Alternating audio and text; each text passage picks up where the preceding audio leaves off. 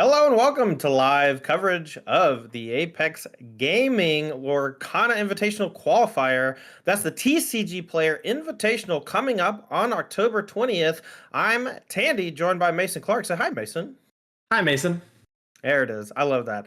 All right, so today we have 27 players all vying for their slot into the TCG Player Invitational on October 20th weekend. That's a 16-person invite only $5,000 event. Mason, you're going to be in the event. Why don't you tell us what you're looking forward to about the event itself? Well, I mean, Lorcana is so much fun, so I can't wait to play against a bunch of other really skilled players from, open qualifiers like today and other card games around the world. And all of us getting to kind of come there and play and share the experience is going to be a blast. Plus, a little bit of high stakes is always a lot of fun. Yeah, so in today's event, we are going to be playing 5 rounds of Swiss of Lorcana Constructed, and then we're going to be moving to top 8. And after the top 8 rounds, we're going to be crowning a champion. That person will earn $500 cash I believe it's $500 cash, Mhm. as well as an invite to the TCG Player Invitational that we're going to be running at Apex Gaming on that October 20th weekend. The players that we have in the feature match area for round one, we're going to be watching Brad Marsh on Amber Emerald Aggro playing against Franklin Folk, someone who we know from the Apex Magic Tournament series, playing the big bad of the format, Ruby Amethyst Control. Yeah, it's going to be really exciting to see sort of how these decks play out. Ruby Amethyst has sort of been the de facto by players of, hey, if your deck can't beat this, you're going to struggle. And I'm really excited to see how Bradley attacks this problem. All right, well, these players are underway and we don't want to hold them up. So they are already well into the game. It's game number one on your left, Franklin Folks with the big bad, Ruby Amethyst Control. Bradley Marsh on your right with that Amber Emerald Aggro. We have Gaston, and that's going to be facing off against a Flynn Rider. Turn three for Franklin Folks, and we're going to get a little bit frisky with the Maleficent Sorceress and draw a card. Yeah, and one of the things you're going to see with this Ruby Amethyst control deck is it plays a couple creatures early that provide some incidental value just to sort of smooth itself out and bridge to the mid game where it really starts to take over. All right, Flynn Rider, a very powerful aggressive card because it does quest for 2 lore and it only costs 2 to play. Now, it only has 1 strength with that 2 willpower, so it does get challenged by goons, but if they do challenge it, they have to discard a card. Yeah, this is kind of the thing you see with a lot of the emerald creatures is they have high lore values and some sort of thing that's like, hey, if you want to interact with me, it's going to be a little bit hard. So Flynn Rider here is a great example of if you're going to attack down a Flynn Rider and challenge it down, it is going to cost you a card in hand, which is a pretty big deal, especially in the early game. Well, this is a big turn for Bradley Marsh. We are going to cast just in time. This is going to allow us to play a 5 drop from hand 2 turns ahead of schedule. This is a very common play in the Emerald and Amber aggro decks because Emerald has so many powerful 5 drops. But here comes the Bodyguard Horse. Maximus, yeah, this is one of the best bodyguard creatures in Lorcana right now. A bodyguard, so it has to get attacked first as a 4 strength, 5 willpower creature with the ability that when it can support to give its power to something else. So helps you challenge down other cards, which is very good in this game. Yeah, the 5 willpower on the Maximus also means that Gaston can't trade for it straight up, which means that the Flynn Rider should be able to continue questing unchallenged over the next few turns, unless Franklin Folks can set up some big swingy 2 turn sequence. Yep. We do see Franklin develop another Maleficent here. And, with the Reckless ability, Gaston is going to have to attack. So this is a turn where Franklin is going to probably answer the Maximus on board, but at the cost of 2 of his cards. And that is exactly what Bradley is wanting. All right, well, we're going to go Friends on the other side off of the Maleficent that was already in play, and then this Gaston's got to run headfirst into this Maximus, but it is not going to take it down. It's only going to get 4 damage on it, so it's down to 1 willpower, and it looks like Franklin Folks is done, maybe in more ways than one. Bradley Marsh readies everything, and now we're going to go questing. First, we're going to ink a Moana, and then tapping 4. No, balk.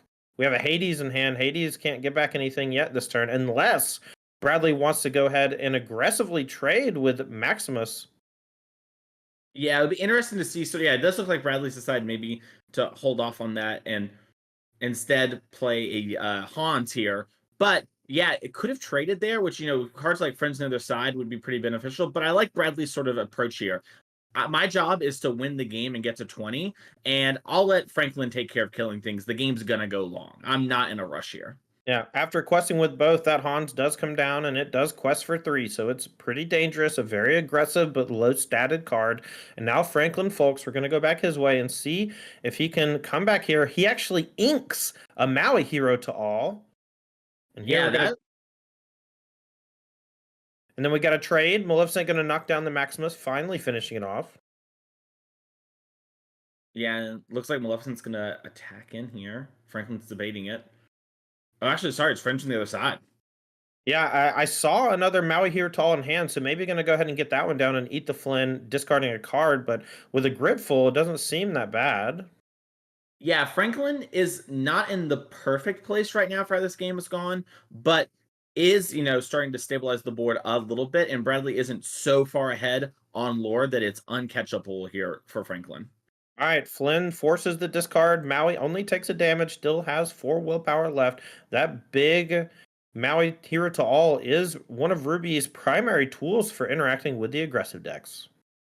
Yeah, Maui is really one of the cards that allows this deck to exist. It is sort of the perfect early game play, and so often 2 for 1 to your opponent and answers some incredibly problematic card. We're going to see things probably like Cusco here from Bradley. That's a pretty popular Emerald card, and having a Maui that can attack it down is very crucial to winning. All right, we're going to lead off with the Moana. This does quest for 3. Han's also questing for 3, but I'm curious if Bradley wants to expose it to the easy attack from Maui. This Moana says, we can fix it. Whenever this character quests, you may ready your other princess characters. They can't quest for the rest of this turn. And it does have 6 willpower, so it's quite large. Hans, go ahead and quest for 3. Bradley Marsh up to 8, looking to get to 20 as quickly as possible. Yep. And that is a big sort of common trend in these Amber Emerald decks is when they kind of combine together, you're definitely trying to play a shorter game and get to 20 as soon as possible. And actually the antithesis here of Ruby Amethyst control, which sometimes wins just by decking your opponent. All right, we're going to go ahead and use Maui to eat the Hans. Still has 1 willpower remaining, so still can trade with 1 more character. And here's Dragon Fire. This is going to knock off that Moana before it can quest, and Bradley Marsh is in some pain. Yeah, Bradley's going to need something pretty big here to start to stabilize because Franklin still has a full grip of cards in hand, I believe 5. So it's going to be tough from this point. All right, Marsh thumbing through a hand that looks pretty strong, has a Stitch Rockstar, which could bail him out, has a Hades, which he can play and get back a 2-drop like Flynn Rider and play it as long as he inks that Stitch in hand. I'm curious what he wants to do. My guess is you ink Moana and then play Stitch Rockstar, but it looks like Bradley just gonna value having those big questers here and gonna go ahead and play that Moana. Yeah, this is a really tough decision point, and this is the moment Bradley's going to look back on. It's hard to know which exactly, but I do kind of like the idea of I need to be getting this done quickly, so I'm just going to put a 3 lore in play and hope that that's good enough for now. Yeah, maybe try to ink some more useless card later on instead of inking your Moana, which is able to quest for so much. 7 ink and a pass from Franklin Folks. No defense and no offense. Just a quest for 1. And Bradley Marsh, maybe this was the opening he needed. Draws Yeah, just in time. Not the greatest in this hand, though. I would say that's not in time here.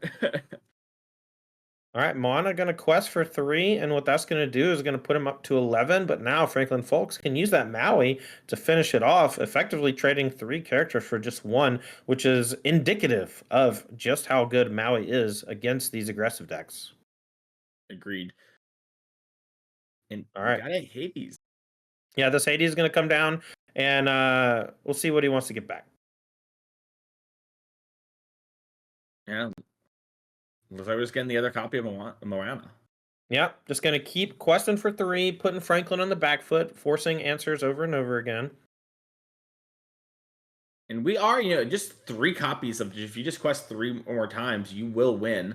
So there is some amount of force that has to happen here from Franklin's side, who we saw last turn didn't really want to do anything, right? Kind of just pass the turn. And that's sort of the downfall of these Ruby Amethyst controls sometimes is that you are preparing to play these super duper long games, but your opponent might not be doing the same and you just sort of end up in an awful position. All right, so it looks like we're going to play big 8-drop Elsa. We're going to freeze both characters on the other side, which leaves them vulnerable to being challenged. And now the board is clear for Franklin Folks with that big 8-drop Elsa on the table. Back Bradley Marsh's way. Yeah, another thing that interesting happened last turn is Hades was traded off, which currently doesn't matter too much. But if the game goes long, we might see Bradley just have Hades pick up Hades and basically threaten to do a damage every single turn. If the Hades doesn't get attacked, it does another quest. If it does get attacked, we just get Hades back. Yeah, it turns out it's pretty hard to kill the Lord of the Underworld. Yep.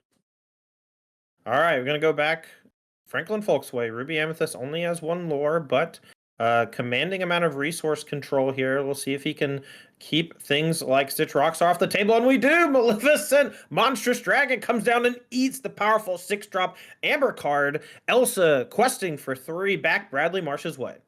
Yeah, and that was the turn Franklin needed. We needed to impact the board, start putting Bradley on a clock, and answer that Stitch, which was going to be a hard thing for anything except the Maleficent Dragon. All right. Gonna just in time putting in a Moana and playing the Flynn Rider we got back from the Hades earlier. Yeah. If we do get back to our turn, that is going to put us to 16, which is in striking distance. So Franklin is going to need to do something sooner than later. Well, I'm not sure he has much of a choice because here comes another 8-drop Elsa. Both of these characters now exerted, and you're going to see Franklin Folks start to chew him up a little bit, but also start questing. No, we're going to trade off everything. Elsa going to eat the Flynn Rider. This is going to be a forced discard, and Be Prepared goes to the graveyard. Yeah, and I think Bradley is top decking here, no cards in hand. Never the place you want to be against old Ruby Amethyst control, huh? Not Here's a exactly. one cost Lilo is the draw from Bradley Marsh. Feels about as good as Amon's Goblin Raiders. Mm-hmm. All right, here's a magic mirror, the powerful item for the mirror match, but here it's just going to keep Franklin Folks in business, finding more juice over the next few turns. It's only Yeah. going to take a few turns of questing to end this game. Yeah, I was gonna say, I think if Franklin just quests here for 8, goes to 12, and is presenting lethal on the next turn, and Bradley's gonna have to do something big about it. Yeah, and there's just nothing in the deck that stops this, right? So, yeah, 5 cost, Mad Hatter, you're just going to quest for 2 up to 13, but when Franklin Folks gets to go back to his turn, the game's over. And Bradley Marsh sees the writing on the wall, packs it in. That's game number 1 to Franklin Folks' Ruby Amethyst control. A powerful start from Bradley Marsh's Amber Emerald aggro deck. That just in time into an early Maximus to protect his early characters was quite good, but very much lacking the 1-drop Lilo early in the game to really apply extra pressure. Utilizing, that aggressive curve, perhaps should be mulliganing pretty hardcore to find those early Lilos, especially in this matchup against Ruby Amethyst. Yeah, Bradley had a pretty good start, but with these sort of decks, you really want to use all of your ink every single turn in the early turns because your deck isn't really set up to go long, right? We saw in that game how it went long while Franklin didn't use all of the ink in the early turns, ultimately was using more ink more effectively in the late game. Bradley, not the same thing. So 1, 2, 3 is a really good thing to look for if you're trying to play an aggressive deck. You might have some cards that's really tempting in your hand, like Maximus, but it's often better just to have a Lilo and get, that 2, 4 lore in early is honestly a make or break moment in a lot of these games. All right, big shout out to Moxflip for the Prime sub while we were playing that game. Appreciate the support. If you have a Prime sub lying around and you don't want to watch ads and you'd like to support Apex Gaming and our endeavors to provide you with competitive card games, make sure to use that Prime sub on us. We'd really appreciate it. If you haven't followed already, make sure you do. We're going to be playing lots of Lorcana tournaments on this channel in the near future.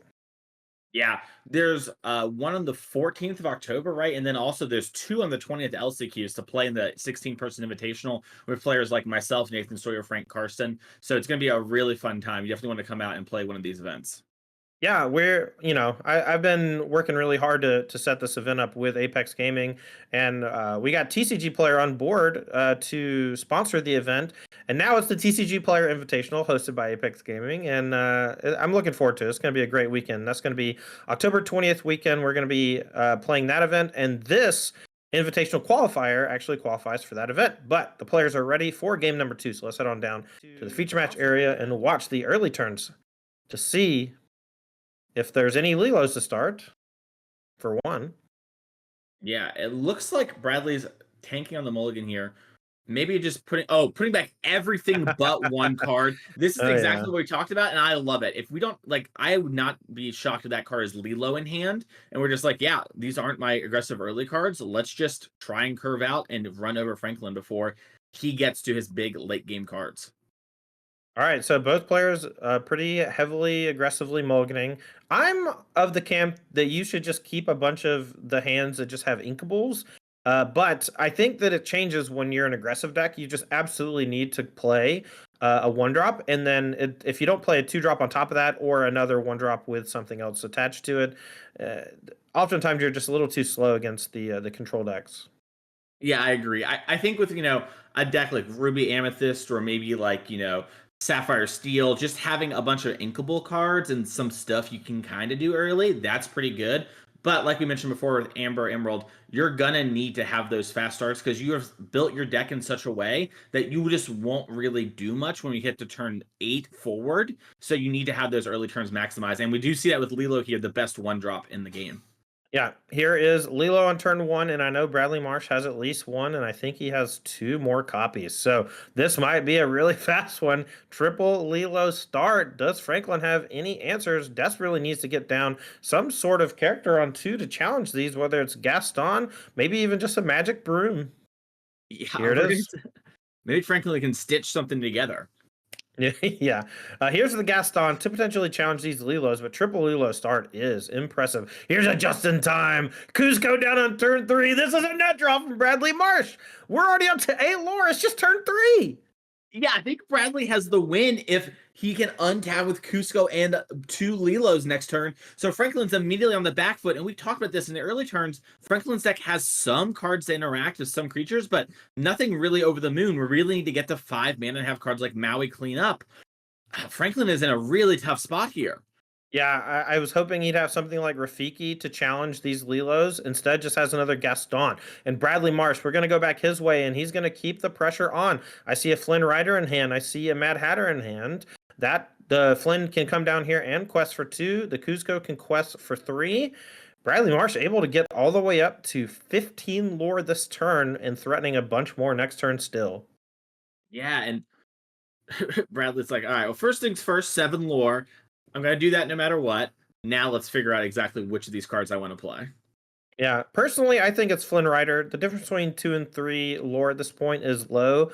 And if you just can play one versus not play one and have to ink the other, maybe the question is, do I ink the Mad Hatter? But Bradley going to disagree and go ahead and ink that 2-drop Flynn Rider, and we're going to go back Franklin Folks' way.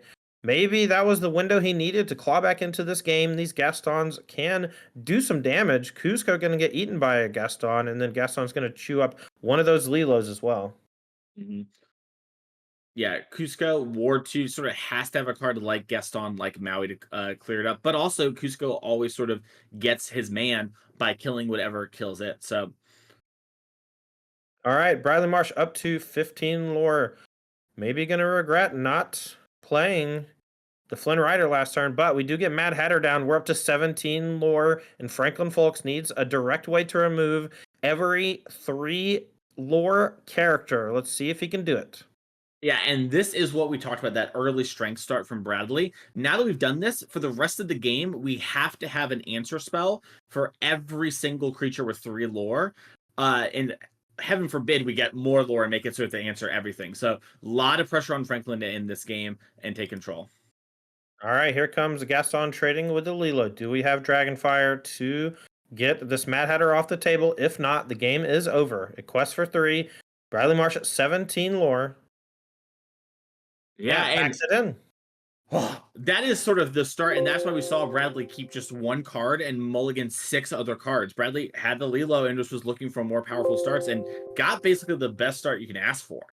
Yeah, triple Lilo start into just-in-time Cusco. I mean, it doesn't really get much better than that. He used almost every single one of his resources in the opening turns, and decided to ink the Flynn Rider on turn 4 so that he could start setting up for those 5-drop triple lore generators, setting at 17 lore. So heads up play from Bradley there ultimately ended up with him winning the game. Yeah, I think it was, thinking back on it, Bradley sort of knows Rafiki isn't in hand, right? Rafiki would have been played the turn prior, and Right. that's the like one way that we could cleanly answer the Lilo. So he's just saying, Franklin, hey, you got to draw Rafiki. Most people play like 2, 3 of those, so good luck. If you don't, I have you kind of in checkmate, and it worked out perfectly. And that is sort of what we're seeing from these players. Now, we do have some sponsors here to shout out. First of all, thank you so much to TCG Player. Check out tcgplayer.com for all of your TCG needs. Their marketplace is the best in the business. Whether you're looking for Magic singles or Lorcana singles, make sure to head on to tcgplayer.com. Also, shout out to G Fuel Energy Formula for keeping us energized on these long days. Thank you so much to Ultimate Guard for giving us awesome swag bags to give to our invitational top 8s. We've been working with them in all of our Magic events, and we hope to continue working with them for our Lorcana events. We're very excited about that, and they are too. These players are getting ready here for game number 3 of our first match. We're playing 5 rounds of Swiss in top 8 all today. We're going to bring you live coverage of all these rounds. Game's looking good so far. Agreed. And yeah, we see Bradley once again just kept one card in hand, probably a 1-drop. Maybe it's a Simba. That's a card that you could maybe potentially keep, instead of a 1-drop. But I like this aggressive mulligan there. And then you saw Franklin, I think it kind of did what you talked about there, Todd, with keeping like 3 cards in hand that look to all just be inkable things that you can play early if you need to. And you do need to play things early against this Bradley Marsh's Amber Emerald deck. Yeah, so Amber Emerald, specifically the just-in-time combo for the 5-drops, you have Cusco and you have Mad Hatter. Those being 3 lore generators and relatively difficult to get off the table. If you try to challenge Mad Hatter, you usually get to draw cards, sometimes 2. If you try to challenge Cusco, it banishes the character that's challenging it, but also it has ward. So just in time for any of these cards early is often very problematic for the opposing decks. We'll see if Bradley Marsh has that powerful 3-drop here for game number 3. Yep. Yeah, Franklin's going to really value cards like Gaston to answer Cusco in the early turns. And so far, we've seen Franklin have a Gaston every game, but we'll see how it plays out this time. All right, no Goon on turn 1 for Franklin Folks, perhaps not playing them. The deck lists are private. Bradley Marsh here, going to lead off with that powerful Lilo, looks like, after inking a Stitch. Yeah, we inked a 1-drop, which if you're the opponent and your opponent does that with their aggro deck, you're like, uh-oh, Gaston. Here's Gaston. This can challenge a Simba if that's the 2-drop from Bradley Marsh. The Lilo can quest for 2, but is threatening to be eaten straight up by the Gaston. Both Stitches down now in the Inkwell, Stitch Rockstar and the new dog. Here's Flynn Rider. Yeah. Back Folks' way. We're going to not be able to challenge anything with this Gaston. Can't quest with it either. But we do have Maleficent Sorceress and draw a card. Yeah, and this is what we saw game 1 in this matchup, was this exact same play pattern, but Bradley didn't have the Lilo, and the Lilo will matter. So if we can put something like Maximus in play here off just in time or something this turn, that could be the difference that we make, because it was dangerously close there for Bradley, just was a little bit short in game number 1. So we have to see what we have in hand this turn. So it looks like we're eyeballing a Stitch. Yeah, I think the Stitch is going to be ink. He has just in time floating around in the back. I'm not 100% that he has a 5-drop, but I thought I saw Mad Hatter as well. We'll just see how he wants to sequence. I see Hatter, I see Lilo, and I see just in time. So it seems like that's what's going to be the play, but Bradley might have other plans. Yeah, and I like this. Just taking a second, we have plenty of time. Game 1 and 2 were very fast, and let's just double check that we want to put in the right thing off just in time. And do we want to sort of maybe throw away this Lilo to get in some more now? Because Franklin's deck does have ways to answer things without getting into combat. So it'll be interesting to see exactly how it goes. Yeah, I mean, the Ruby Amethyst control prides itself on being able to interact with opposing characters pretty well. Whether it's directly via Dragon's Fire, whether it's controlling a large, size of the board via Be Prepared, or just challenging your opponent's stuff with Gaston and Maui Hero to all. Just a lot of ways to interact with opposing characters, which makes it such a powerful control deck. That combined with all that card draw. Yep. We are seeing here a French on the other side sung, and looks like Franklin's just gonna develop to the board a little bit, get an Archimedes down. Yeah, we're going to continue playing some defense here. Folks is going to spray the board. The second Maleficent and the Archimedes all threatening to challenge, and with Bradley Marsh not doing anything on turn 3, you have to imagine that he feels like he's fallen pretty far behind. Yeah, skipping your turn 3 and not playing anything is always pretty rough in these Amber Emerald decks. It is extra rough when we have no lore going right now. All right, here's the Hans. So the threat of being challenged often makes cards like Lilo and Flynn Rider a bit weaker, which is what makes the bodyguard mechanic so strong. And so since Bradley Marsh hasn't drawn a Simba and hasn't drawn a Maximus with that just in time, it seems like Franklin Folks is able to essentially just deploy an immense number of resources to protect himself. Yeah, and it looks like Bradley was maybe trying to set up a Hans attack into something and then Rapunzel to draw cards, but Franklin's just going to Dragonfire down that Hans because he's in such a good position. He can sort of allow himself to do that where normally he couldn't. All right, we're going to go ahead and quest for 3. Franklin Folks start pushing towards the win condition because Bradley Marsh is not pressuring that well. Here's a just in time, but we're already at the stage where we can start playing these 5 drops. So just in time gets a lot weaker after that initial burst on 3. Yeah, and you see this happen a lot with cards where they have really high highs and really low lows. And, getting 2 extra ink on your turn can be good. We saw in game 1 how we were able to double cast some cards, but here we're not really able to use that extra ink that's floating around. So, sort of a dead draw as we do ink a Mad Hatter. Yeah, but that probably means we're playing another Mad Hatter, right? It's So. got to be, yeah. Something good's coming down if Mad Hatter's going in the inkwell. If I was Bradley's opponent, I'd be like, oh no. All right, so we're going to quest with Flynn Rider and the Lilo. That's going to give us 4 lore up to 4. And now we're going to go back Franklin Folks' way. He has the ability to challenge a lot of these characters. And we'll see how he wants to do it because he can keep pushing towards that victory condition as well. Gaston likely going to jam into Flynn Rider, and then one of the Maleficents or Archimedes is going to go at the Lilo. Let's see what Franklin wants to do, though. Yeah, Franklin's also in this interesting position where we have a Be Prepared in hand, which will clear the board up, but we're so far ahead on board that we just kind of don't care about it right now as we are playing the Magic Mirror and honestly probably just going to draw a card. Yeah, so we're in a commanding position here, and many of our payoff cards cost more than 6. So we're just in a weird spot usually on Ink 6 and Ruby Amethyst control, where the mirror plus draw card is an ideal play. But Franklin Folk's going to utilize that card advantage over the course of the game to bury Bradley Marsh with his, relatively quick start, but no protection. And Franklin Folk's able to just directly challenge it via Gaston and these cheap characters. Mm-hmm. I also love what Franklin's doing here. We made sure to draw our card first. If we're going to do that this turn, let's start there. Especially with Flynn Rider in play, we're going to have to discard something if we decide to attack it down. So let's make sure we have all the information we can and sort of plan through everything. And we saw Franklin do that here where, we took our second, we thought through our turn, now we're executing. And I love to see type play like that. Yeah, and we're going to discard the Rafiki here. Maybe his time is past. Holding on to a second copy of Be Prepared in hand.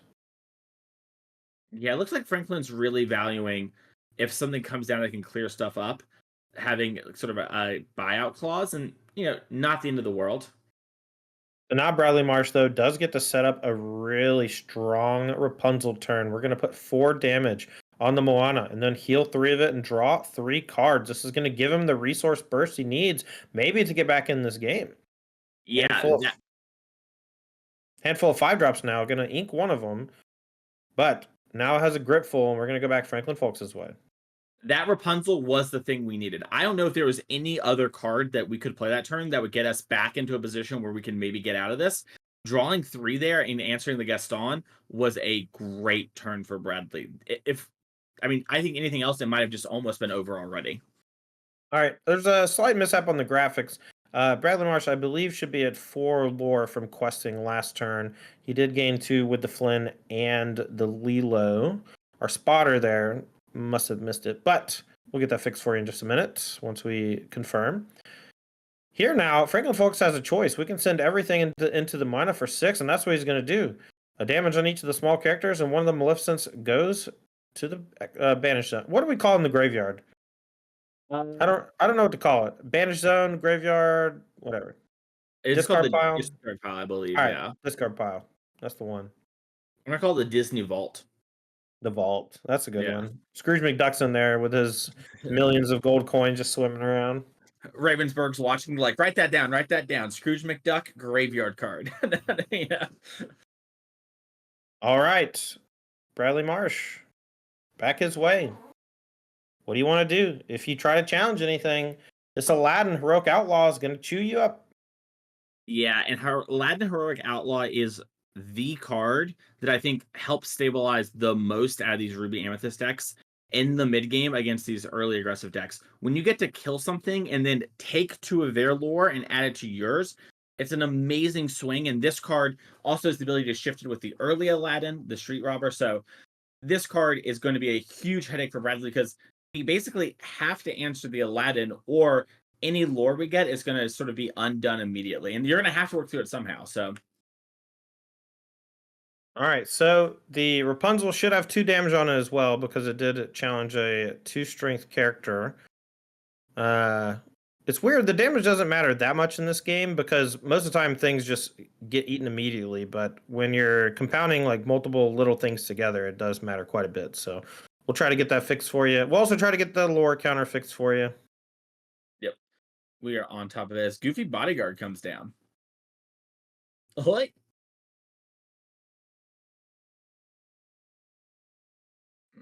Huh.